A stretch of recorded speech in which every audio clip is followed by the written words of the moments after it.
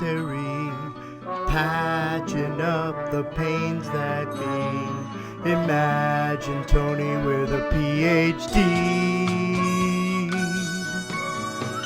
PBTA is painless, stress induces changes.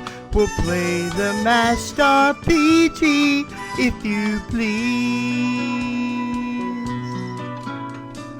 The game of MASHED ain't hard to play. We're gonna teach you anyway. And if you know PBTA, then let the Deechcast lead the way. Welcome to Dungeons and Dragons. Cause each time games are shameless, Nate's jokes are often heinous. We'll show you RPGs are therapy. Welcome to Dungeons and Dragons, and welcome to the 99th Soldiers. Today we are playing MASHED by Mark Plemons, who is extremely generous in donating books to us. Physical things. Yeah. Love the feel and smell of tabletop books. So thank you very much for all the aid you offered in bringing this to life. Our players here today will be traveling back to the Korean War in 1951, following fictional characters and stories, but attempting to simulate possible events there. I personally recall very little regarding this war in this history class 15 years ago. Some of the other players pointed out that we don't really like to teach that, and some schools purposefully don't teach about it. But fortunately for us, this book contains just all sorts of information pertaining to the progression of the war, historical events, the weather, army jargon, and ranks. There are over 75 references, so I feel pretty confident with the accuracy. I will remind viewers, though, that this is our first time with the material, and the players are learning this alongside me. To briefly go over the rules, if you recall from Season 1, the Worldwide Wrestling RPG. Hey, I did that one. Yeah, Nate did that one. Players can take actions called moves. These will represent anything involving a check and comes in 4 categories. The basic moves that everybody can do, playbook moves, unique to your, we'll call them classes, but they're your playbooks. So Grunt, Angel, Cowboy, Doc, those are all playbook. In other games you can call them classes, but those are unique to who you are. You have role moves, R-O-L-E, and this is like what role you fulfill within the camp. For example, you'll see that our Padre here is a clown. So you'll have a unique ability reflecting that. And medical moves, probably most importantly, medical moves for your approach, depending on what background you have. So we have 2 of our players who are medical, and so they'll actually have a few different options there that the other 2 will not have. So the success of these moves is determined by rolling 2d6 and adding any modifiers. 10 plus is good success, 7 to 9 is success with a complication, and 6 or lower is a fail. So this is the Powered by Apocalypse model, while say Dungeons and Dragons is the D20 model. A lot of your decisions, though, will have ongoing effects, and these are expressed a number of ways. For dice rolling, we have forward, ongoing, and hold. A forward is the very next roll, which can be positive or negative. You did a favor for an officer that you don't necessarily have a relationship with. So now that you're making a request to influence him, you have a +1 forward.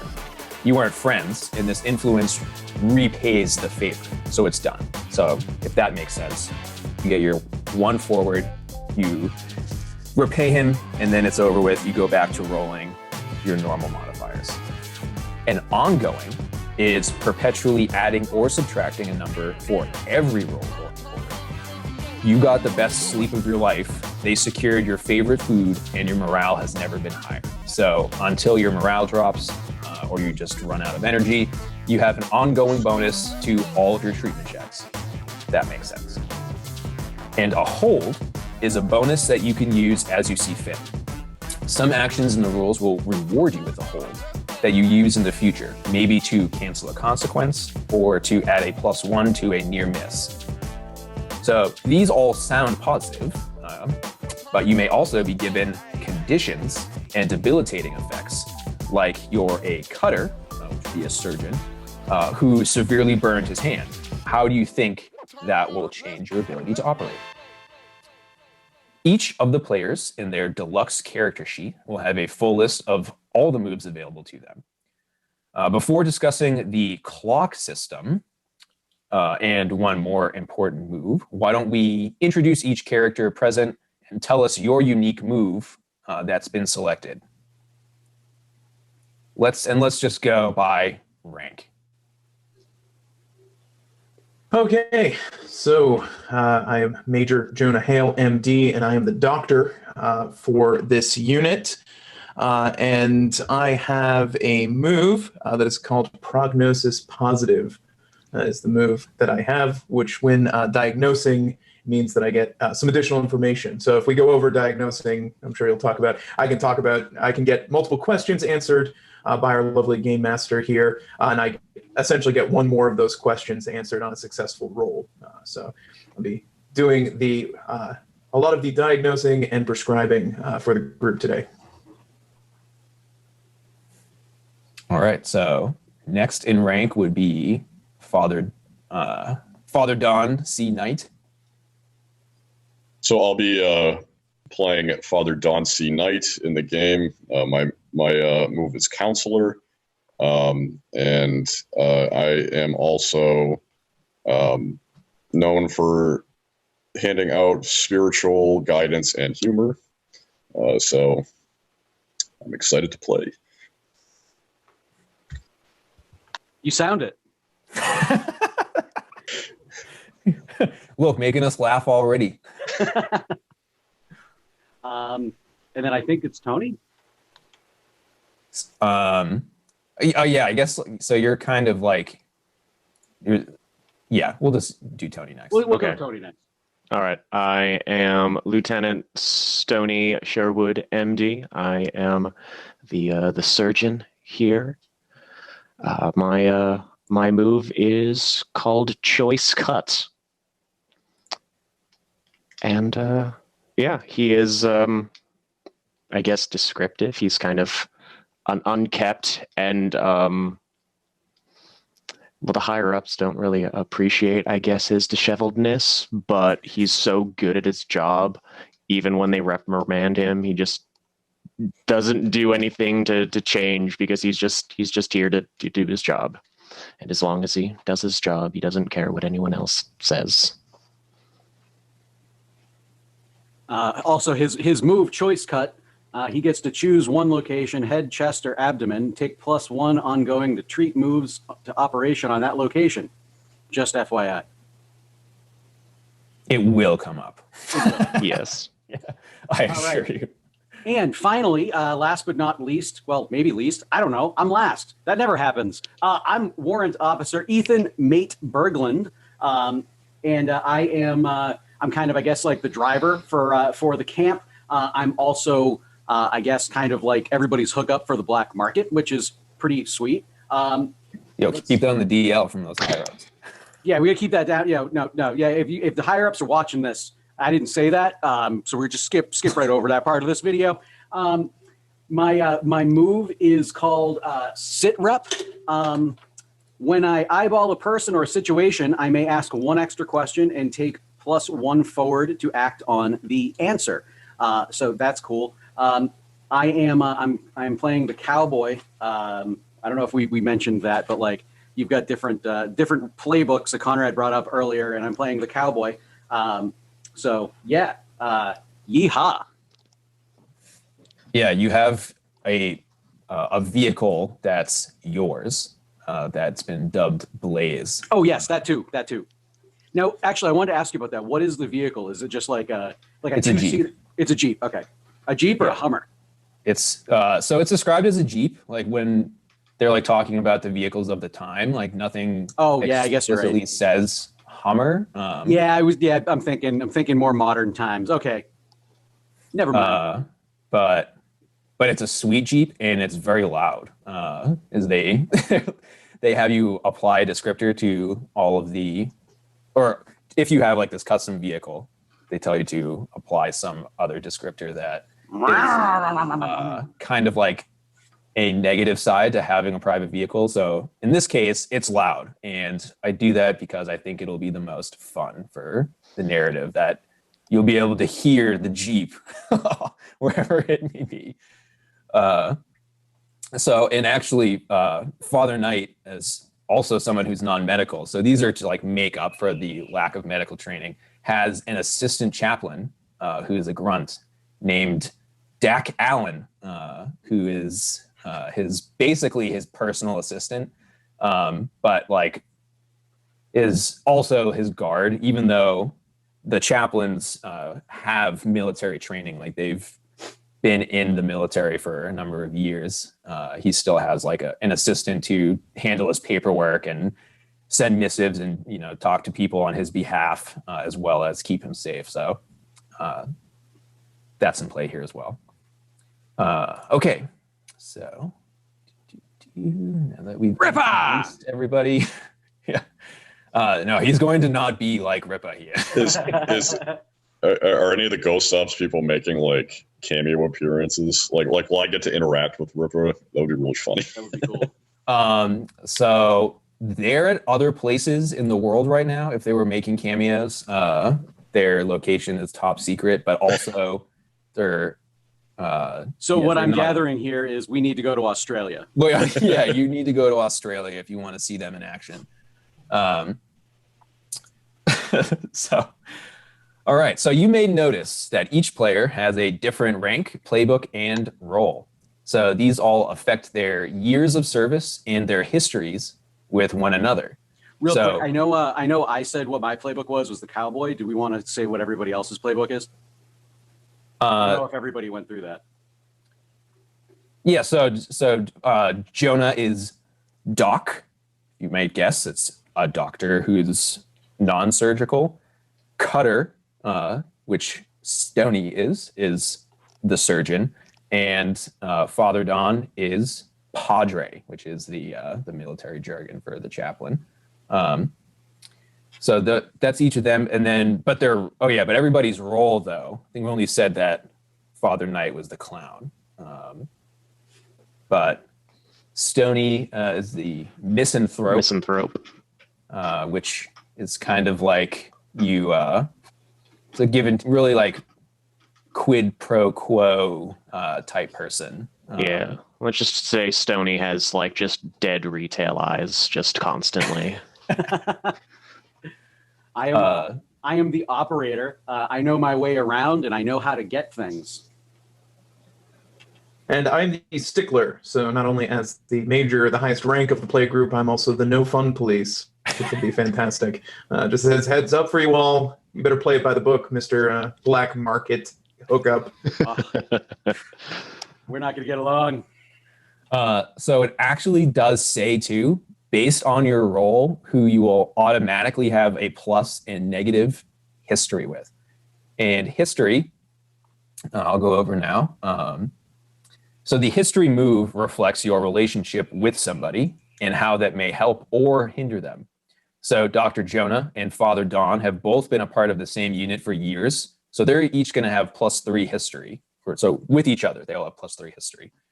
A particularly difficult case to diagnose. Let's say Father Don wants to assist by expressing his faith in Dr. Jonah's ability. So let's say he rolls. He then gives a bonus to Dr. Jonah's move. Let's say he fails, though. A fellow doctor overhears Father Don interfering with something that he has no experience in and becomes enraged. So Father Don gains a bad reputation condition for the time being, that he's a nuisance in the OR. So that's how that help or that assist roll could go either way. You also can use this same history, though, to impose negatives on other people. So the impact of Father Don, who has a +3 to history, with Dr. Jonah, if he tried to make him feel badly, it would have, more impact than some grunt that he has no relationship with, like in real life. So, does that make sense to everybody? Yes. All right, cool. So now for the clock system. Clocks are used as an abstract passage of time, having 4, 6, or 8 segments to count down. So when operating on a person, these are always going to be 6. Every single body part, no matter which it is, will have that 6.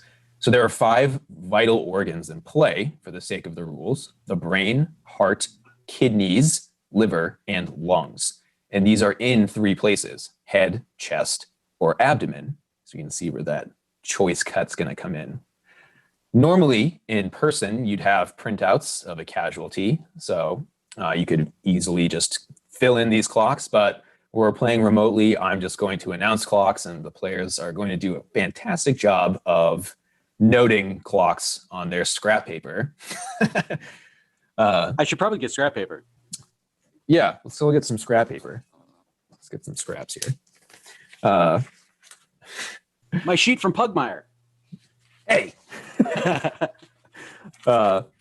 So we're going to do, yeah, all right. So ultimately, what are we tracking? So stress and harm. Stress will be the mental fatigue and conditions that arise from sleep deprivation, making mistakes, witnessing something tragic, and so on. Harm is the physical realm of that, with conditions from getting into a fight, being shot, starving, sickness, etc. The players will constantly be working to reduce both stress and harm, not just from the NPCs, but also themselves. Every point is significant, with 6 being the threshold for each. So if you achieve 6 stress, you'll have a complete mental breakdown. 6 harm, you'll die. So stabilization for any one clock is to reduce it to 2. So 2, it's still like, nagging, but once you hit that 3, it like starts really impeding your ability to do things, as well as you probably start requiring surgery. I mean, if it's mental, then that's not the case, but you should really reduce that stress if you get to 3. So to make things even more nerve-wracking, there are 6 secondary clocks per side. So the arms and legs will need specific sections treated or require amputation. So I will be using these clocks to also represent events. There will be all sorts of subplots going on that need to be addressed before they count down, or there will be serious consequences. Dun, dun, dun. All right. So do any players have questions? Probably.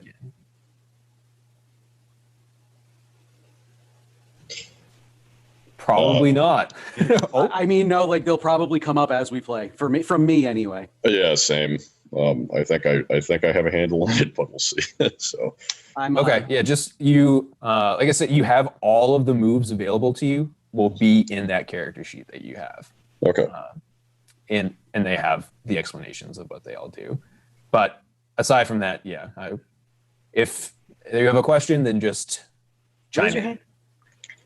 Don't raise your hand because I will not be watching. Can you just explain the stress points again? What the harm and stress? So building up stress. So stress specifically, that's your mental stress, and you'll begin taking, like conditions specific to the mental side. So, you'll build up anxiety, and so like you're in the OR and like your stress is like so high that like you start getting shaky. So when you go to make your treatment rolls with like cutting people, then you could botch that and slice something wrong, and then that compounds the stress. You start having you start freaking out in the operating room because you've nearly killed a man from your hand shaking while trying to, perform surgery. the surgeon next to you steps in, boots you out of the room because you have done so, and you might even be charged for malpractice. So you can see this like chain of events from your mental stress building up and why it's important to keep it down. You will relieve it a number of ways, whether that be through like entertainment or with alcohol.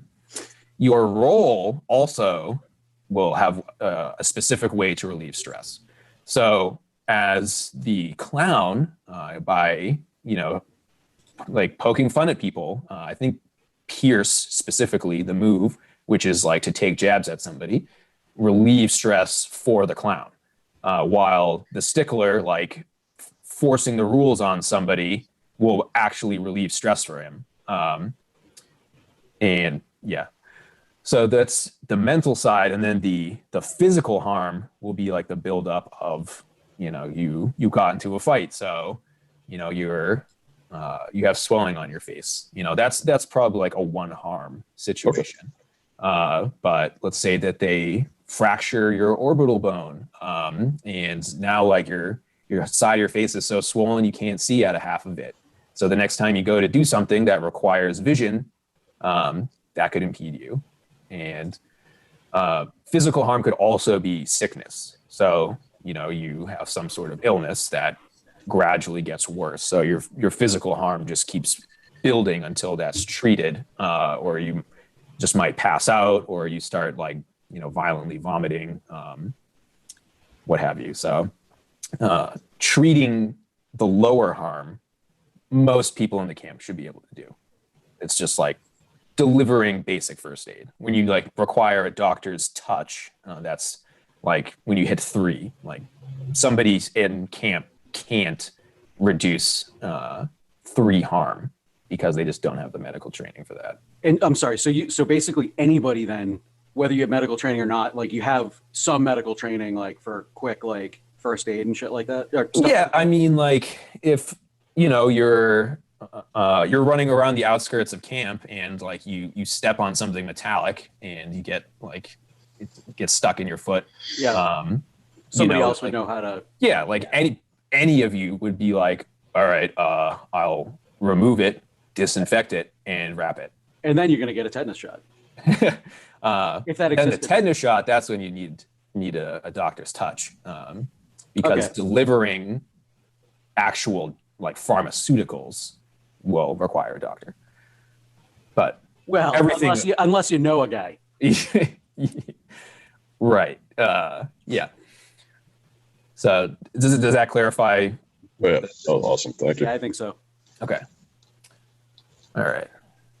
So you arrive at the MASH in Osan, part of the 8099 or the 99th.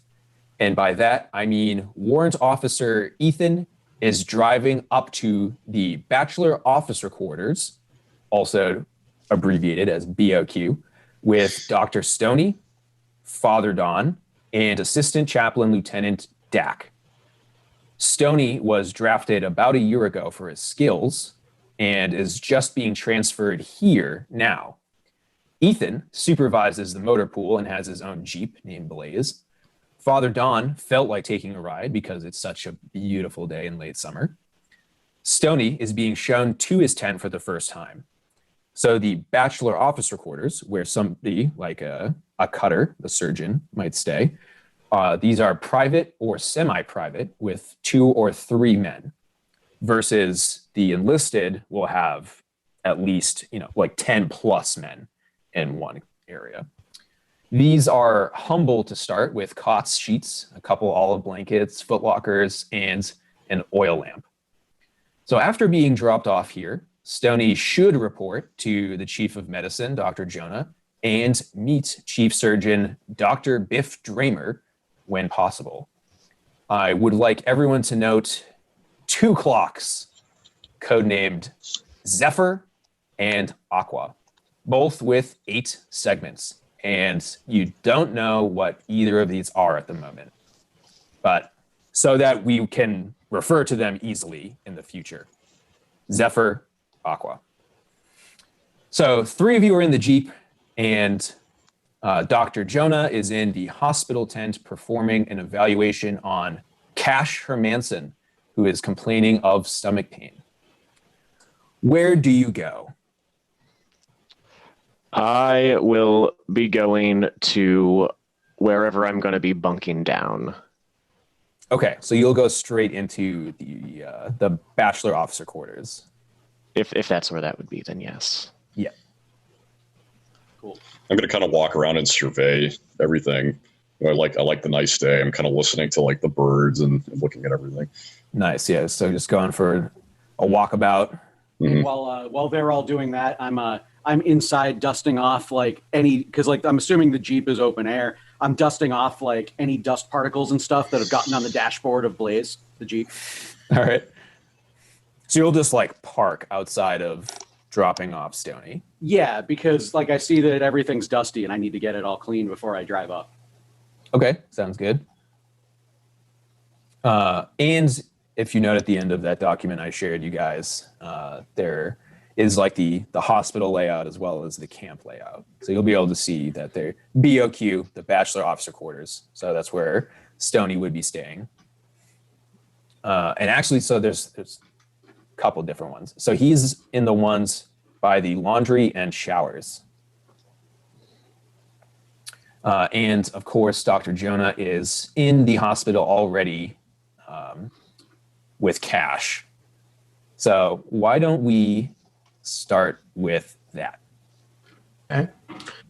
Well, I'm going to perform a diagnosis roll, if that's okay. If I can do a move at this time.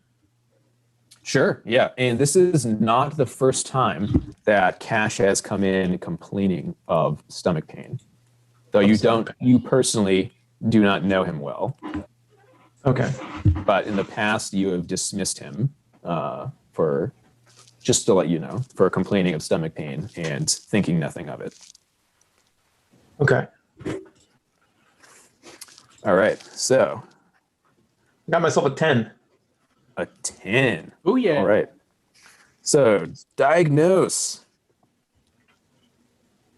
So with a 10. With a 10. Sorry, I'm actually going to remove these. They were for effect. So the effect's done. I need to be able to read now. I was wondering if you had like something wrong with your eye or something you're trying to hide. No, I was just like, I'm going to try to look mildly like GI by having aviators on. But that has come to an end. Okay. So I think I get three questions out of the possible 4, to which I will make you answer. It appears properly, right? Because I hold 2, and then I get a bonus 1 from my ability. So I'm gonna say, what do I think is wrong with this patient? Does this patient need a prescription or treatment? And am I overlooking something? And if so, what are my 3 questions regarding Cash? Good questions. Good questions. So, what do I think is wrong with Cash? You believe that he has come complaining of gas, possibly, as well Pongo as honcho. What's that? It's a Pongo honcho. Yes. Terminology for a man with flatulence. Just Yes. checking the guide. Okay. Yeah. I just didn't hear you. All right. Yeah. Well, I've been a doctor for quite some time, so I'm familiar with this incredibly medical terminology. Yes. Yes. And you also think that he could be suffering from being a wuss. Does this patient need a prescription or treatment? You think that possibly the treatment would be rest to change his diet. And if it becomes really extreme, then something like Lamodal, which would slow down the flow of things in the GI system. Is that the name of a medication or something? That's an actual medication, yeah. Okay. You and your crazy medical knowledge in real life. But am I overlooking something? And if so, what? You might be overlooking a swelling of an organ that you are unable to feel. So a possible solution to that would be to send him to radiology. Okay. So that is, I'm going to follow that. Well, what is the rank of Cash Hermanson?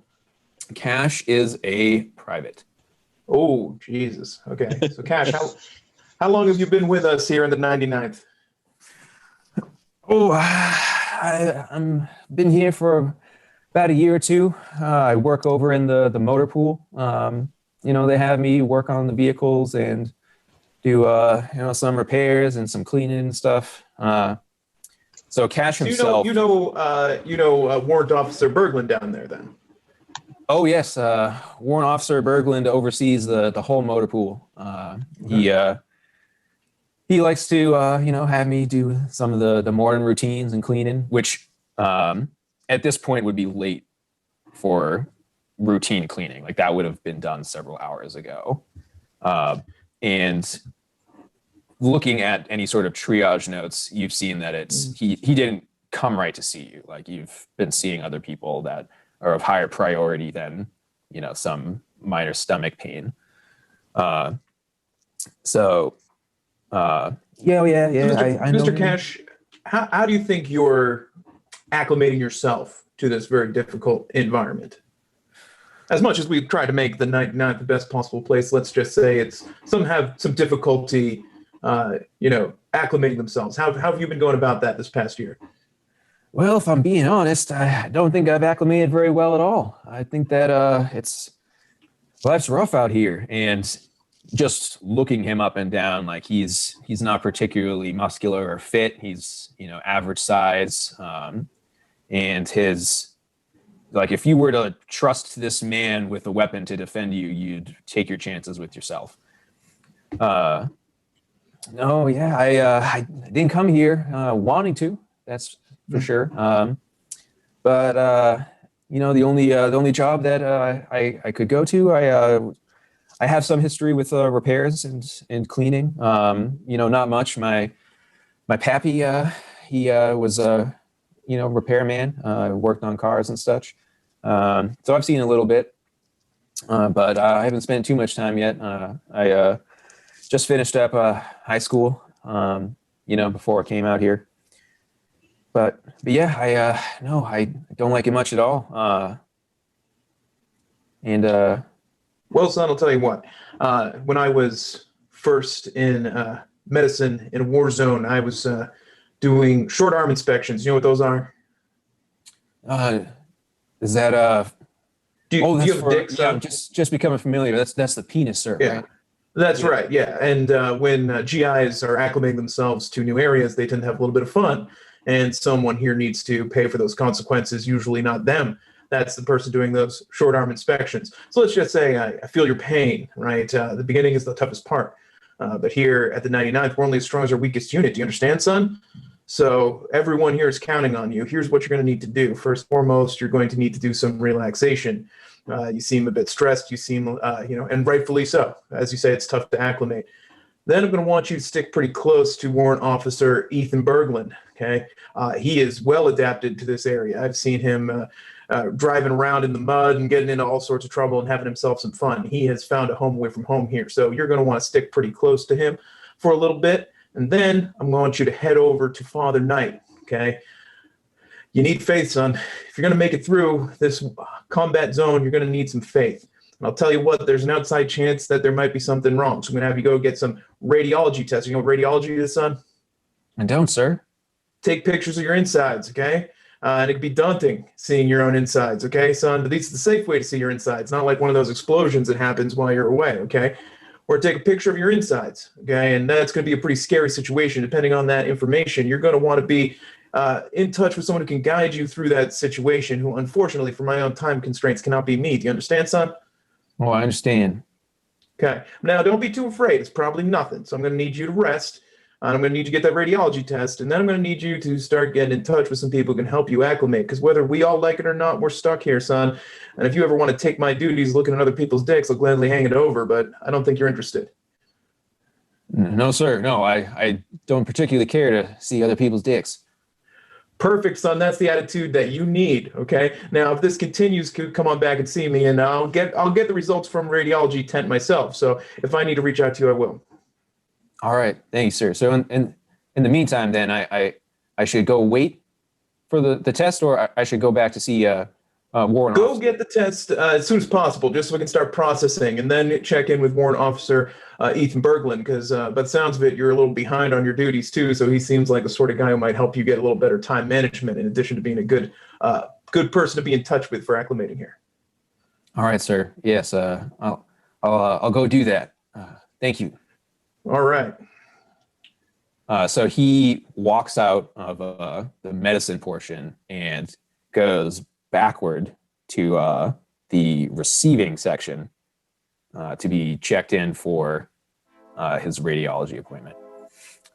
So going to the bachelor officer quarters, where Stony, where the other three still are as they go to walk away, then we will, I guess, we'll wrap it up there then. So we have Cash going to his appointment. We've seen in action the great medical expertise of Major Jonah Hale, and the beautiful advice. There's such great advice to see the other players, really both in game and out of game, really taking everybody into consideration. Welcome to Demons and Dragons.